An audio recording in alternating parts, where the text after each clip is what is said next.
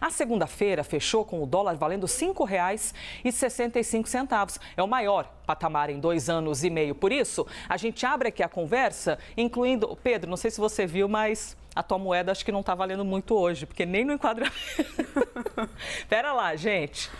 A gente também quer comprar a moeda do Pedro, tá entendendo? A Débora tá na alta, eu tô na baixa. Isso, a Débora fechou na alta e o Pedro na baixa. Só na moeda, porque no tamanho aqui não tá contando nem muito, o enquadramento, meu amor. Tava querendo comprar o Pedro Duran. Agora sim, o sofá do Live CNN recheado. Comecemos então pela Débora Oliveira, que já estava aqui contando pra gente em instantes que o presidente Lula acabou de falar. Falou, né, deu aquela crítica meio azedo, né, Débora? O café tá sem açúcar do presidente faz um tempinho, tem um rancor ali. Aí fala do mercado financeiro, aí fala do Banco Central, aí fala da desvalorização do real. Quais as razões para esse dólar fechar desse jeito? Esse dólar é tão sensível assim, Débora Oliveira? O que está pegando exatamente? É sensível, sim, viu, Elisa? O discurso do presidente Lula não muda. E enquanto ele não muda esse tom mais agressivo, principalmente em relação a críticas ao Banco Central, como você muito bem vinha elencando, né? Se a gente coloca em dúvida uma política monetária do país, qual é a certeza que eu vou ter para poder colocar dinheiro nesse país? Qual é a certeza que eu vou ter para investir? Eu vou procurar me proteger, então, numa moeda que não se desvaloriza tão fácil e que eu sei que, pelo contrário, pode se valorizar bem no mercado. É o caso que acontece quando os investidores recorrem para o dólar. Aí, quando o presidente fala assim, eles, tá tendo um movimento especulativo muito grande, né? Muita gente ali...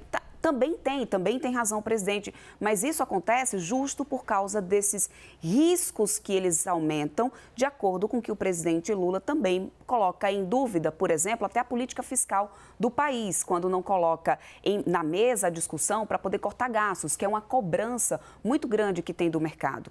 Vou convidar vocês para virem aqui na tela junto comigo, só para poder a gente ter uma percepção, Elisa, além do Theo. Theo, vou dar bom dia para ele daqui a pouquinho. Mas só como medida de curiosidade, eu até trouxe aqui, ano passado, 2 de julho, primeiro dia útil do ano passado. A gente teve 1º de julho ontem, primeiro dia útil do mês desse ano. E do ano passado, e a cotação do dólar como estava. Só para a gente ter uma noção.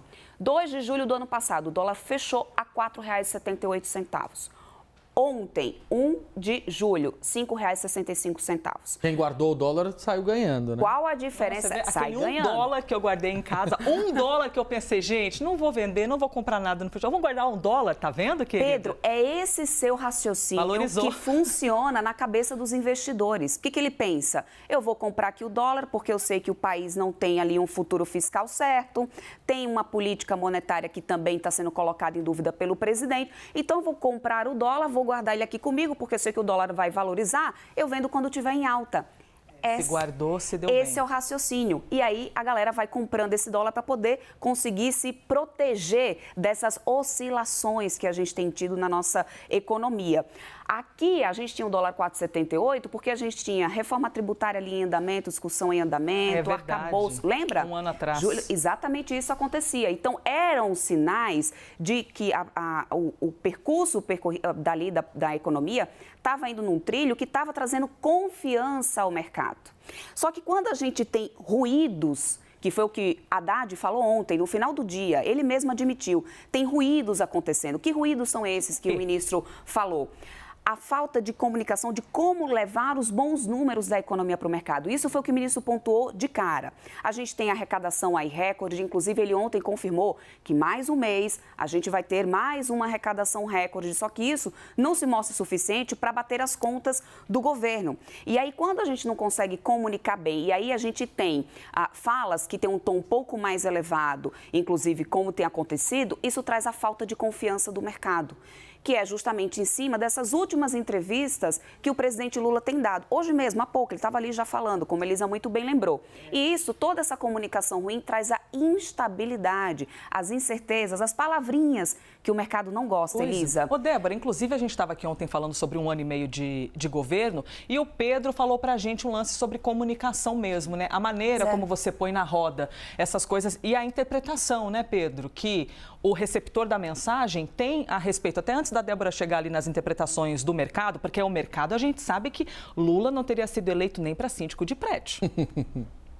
Então, tipo assim, tu já imaginas, meu querido, o tamanho da DR desse relacionamento, esse casamento arranjado, tá entendendo? Porque não tem jeito, a galera não tá muito aberta para as interpretações. E aí, se o presidente vem falando um monte de coisa, que a Débora tá citando, aí os números que não são mal colocados, acabou, esse azedume fica completo. Ô Pedro, em cima dessas interpretações que a Débora tá explicando pra gente, esses números, será que poderiam ter mudado alguma coisa nessas cotações? Sim, o que me chama a atenção demais, Elisa, do que a Débora traz, quando ela fala de ruídos, de comunicação ruim e de falta de confiança, quem está pilotando esse trem?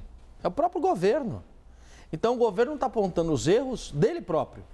O ministro Fernando Haddad está apontando o que para ele é um problema do próprio governo. O governo precisa melhorar a comunicação, o governo precisa reduzir os ruídos, o governo precisa garantir que o mercado tenha confiança.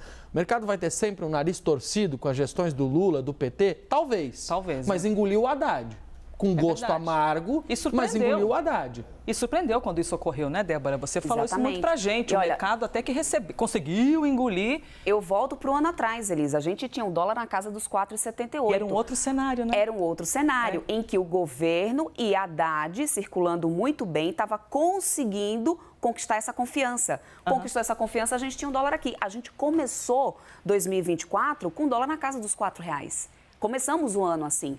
E aí tudo veio virando. Quando, por exemplo, a gente teve, e não faz muito tempo, a mudança da meta fiscal do ano que vem, que era um superávit. Sim. Agora não mais. É a meta zero para o ano que vem. Ou seja, se a gente começa a mudar as metas, e isso é que traz essa sensação de risco para o mercado. E essa comunicação ruim, essa falta de confiança, também o mercado atrela, e aqui são as justificativas do mercado dessa alta do dólar, corte de gastos. Cadê o corte de gastos? Os déficits estão aumentando. Inclusive, a gente teve recente a divulgação do déficit das contas do governo, que foi uma das piores. A gente tem a arrecadação acontecendo muito bem? Tem. Mas, por outro lado, tem os gastos. Em relação a isso, Elisa, vale até aqui lembrar. O ministro da Fazenda ontem já confirmou, tá? Amanhã vai ter uma reunião, inclusive, onde deve ser discutida essa questão de gastos. Lula, ainda há pouco em entrevista, disse que já pediu para a Haddad apresentar onde tem gastos excessivos. Isso vai ser colocado em pauta, pelo menos... Avançaram algo, hein? Avançando em alguma coisa. É tanto que o ministro ontem disse, esse dólar vai se acomodar. Lula também já falou sobre isso hoje. Vai se colocar isso em pauta amanhã. E aí, todo um cash, né? Toda a dúvida em cima dessa meta fiscal que traz essa falta de confiança, esses ruídos. Tem eleição americana nessa situação dessa alta do dólar, Elisa? Pode ter ali uma pontinha, essa mudança que teve ontem, o Trump, tudo que aconteceu ali ontem, no meio do dia, pode ter. Só que esse cenário interno, esses riscos internos, ou seja, esses ruídos, pesam muito mais nessa conta do dólar, viu, Elisa? Isso aí, sem dúvida.